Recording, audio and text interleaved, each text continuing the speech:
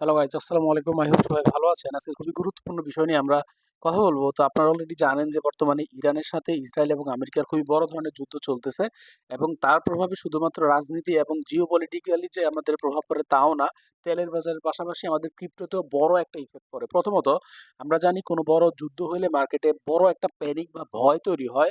তখন অনেক ইনভেস্টররা রিস্কি অ্যাসেট থেকে টাকা বের করে নেয়। আর ক্রিপ্টো যেহেতু হাই রিস্ক মার্কেট, তাই প্রথমে বিটকয়েন বা অল্টস কয়েন দুটোতে বড় দাম দেখতে পারা যায়। তো মূলত আমরা এখন খুবই বড় একটা ক্রাইসিস সিচুয়েশন মার্কেটে দেখতে পাচ্ছি, বা এইটা আমরা জানি যে ওয়ারের কারণে হইতেছে। আমরা অলরেডি জানি যে ইরানের এবং ইসরায়েল এবং আমেরিকার মধ্যে খুবই একটা ভয়াবহ অবস্থা চলতেছে।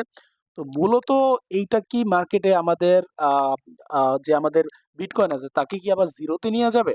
তো আমরা যদি দেখি যে মার্কেটের দিকে আমরা যদি তাকাই, সেখানে আমরা দেখতে পাই যে মূলত করোনার সময়ও আমাদের মার্কেট 18,000 বা 16,000 এরকম এরকম প্রাইসে গিয়েছিল। কিন্তু তার পরপরই আমরা দেখি যে মার্কেট একটা বিগ পাম্প দিয়ে 1,26,000 এর মতো আমাদের যায় বিটকয়েন, এবং সেটা ছিল আনবিলিভেবল পর্যায়ে।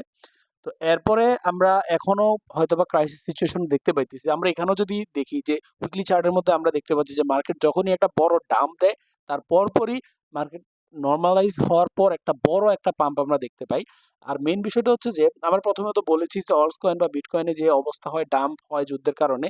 তাছাড়াও দ্বিতীয় রিজনটা হচ্ছে যে সাধারণত তেলের দাম এই যুদ্ধের কারণে বেড়ে যায় এবং গ্লোবাল ইকোনমিতে বড় একটা চাপ পড়ে। তখন বড় ইনভেস্টররা ক্রিপ্টো থেকে টাকা সরিয়ে গোল্ড বা সেফ অ্যাসেটের দিকে চলে যায়।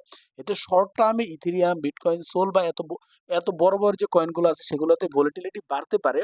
তবে আরেকটা বিষয় হচ্ছে যে অনেক সময় যখন ব্যাংকিং সিস্টেম বা অর্থনৈতিক সিস্টেমের সমস্যা হয়, তখন মানুষ আমাদের যে অ্যাসেট যে জিনিসগুলো আছে, যেমন সেখানে বিটকয়েন বা এই কয়েনগুলোর দিকে মানুষ ঝুঁকে পড়ে।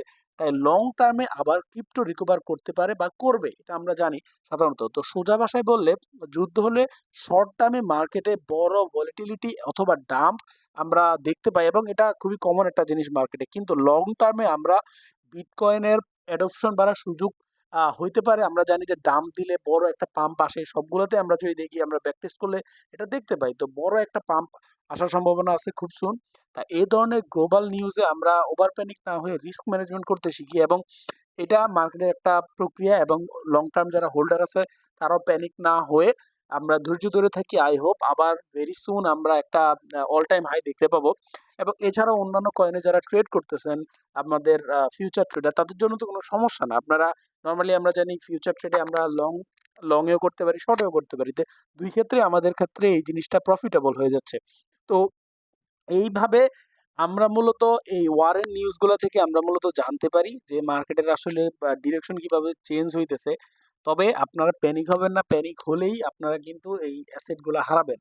এখন অন্যান্য যে বড় যারা হোল্ডার আছে তারা কিন্তু প্যানিক না হয়েই হোল্ড করে। বাট আমাদের মতো রিটেইলারদের জন্য এই জিনিসটা খুবই রিস্কি আমাদের মনে হয়। বাট এই জায়গাটা হচ্ছে আমাদের সবচেয়ে বেশি সেনসিটিভ। এই জায়গা যদি আমরা ধরে রাখতে পারি, তাহলে আই হোপ আমরা খুব ভেরি সুন আমাদের অ্যাসেটের একদম প্রফিটেবল প্রাইসে আমরা দেখতে পাবো। তো এই ছিল। তাছাড়াও আরো আমরা ওয়ারের নিউজ সম্পর্কে আমরা জানতে পাবো। ততক্ষণ পর্যন্ত সবাই সুস্থ থাকবেন। আল্লাহ হাফেজ।